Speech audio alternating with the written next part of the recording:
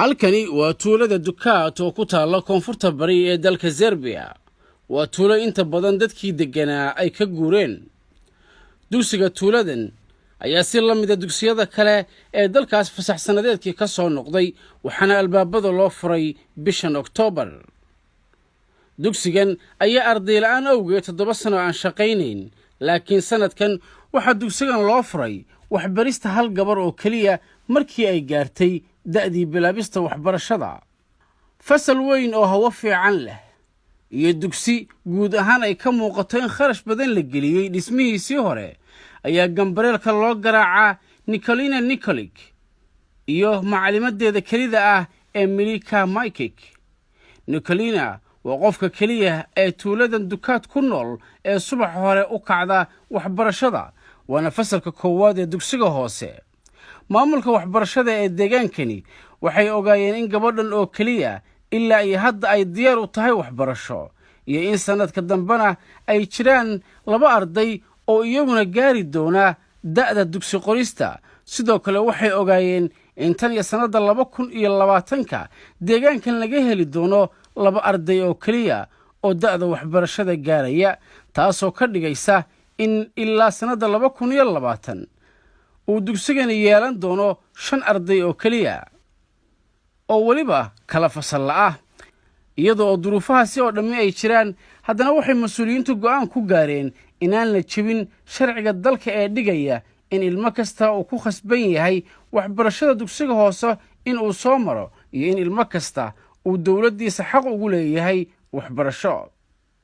macalimadda Milika Majkic waxay aaminsan tahay inay ku guulaysan doonto in ardayadan keliya ay soo saari doonto, iyadoo ku rajo weyn in ardayadani noqoto macalimadda iyada bedeli doonta oo dabcan sideeda oo kale saaxiibo la'aan ku noqon doonta shaqadan.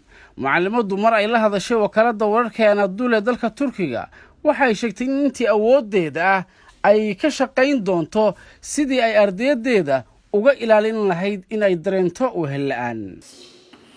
Drago mi je samo što je ova škola počela posle toliko vremena opet sa radom i ja ću se potruditi zaista da ona nema taj osjećaj da ovde nema svojih drugara i da zajedno postignemo što bolje rezultate.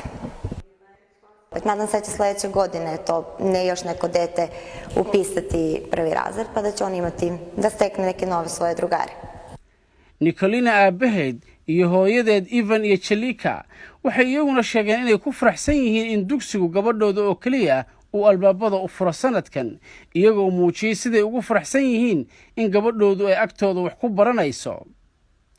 Pisali smo je ovde Nikolinu u našu školu, tako da inay gabadhaydu wax ku barato dugsi ku yaala Dukaat ayaa ka fiican inay tagto dugsi kale oo ku yaala tuulada nagu xigta oo 5 kiiloomitir noo jirta.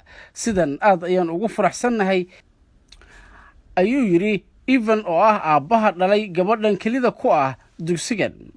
mas'uuliyiinta waxbarashada iyo maamulaha waxbarashada hoose ee deegaankan Dragan Rankic ayaa sheegay inay ku faraxsan yihiin in dugsigan uu ardayadan keliya u shaqeeyo, iyagoo hoose ka xariiqay in iyagu muhiimadoodu tahay in ilmo kasta uu helo dugsi deegaankiisa ku yaala oo uu gaari karo. Ne samo mi iz škole, nego radiju se i meštani sela Dukata. Nama je zadovoljstvo i čast da pružimo, da približimo školu svakom učeniku, odnosno svakom detetu.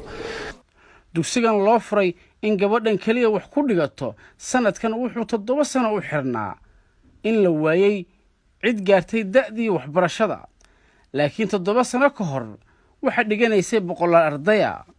dalkan waxaa ka jira dhibaato ah in dadkii waaweynaa oo keliya lagaga tegayo dhulka baadiyaha iyo tuulooyin, halka dhallinyaraduna ay u guurayaan nolosha magaalooyinka waaweyn, taasoo meesha ka saartay in jiilalka cusubi ay ku tarmaan dhulka baadiyaha iyo tuulooyinka. Serbia ma laha dhaqaale fiican, laakiin waxay garowsan yihiin muhiimadda waxbarashada iyo xaqa qof kasta dowladdiisa ugu leeyahay waxbarasho meel kasta oo dalkaasi ka joogo. dhacdadani waxay noqotay mid caalamka soo jiidatay oo ay ka faalloodeen warbaahinta caalamku. inagoo og waaqaca dalkeenna, haddana waxbarashadu waa lama huraan. muhiimad intee la-eg dalkeena laga siiyaa waxbarashada? dowladda federaalka soomaaliya iyo dowladaha xubnaha ka ah miisaaniyad intee la-eg ayay waxbarashada ugu tala galeen?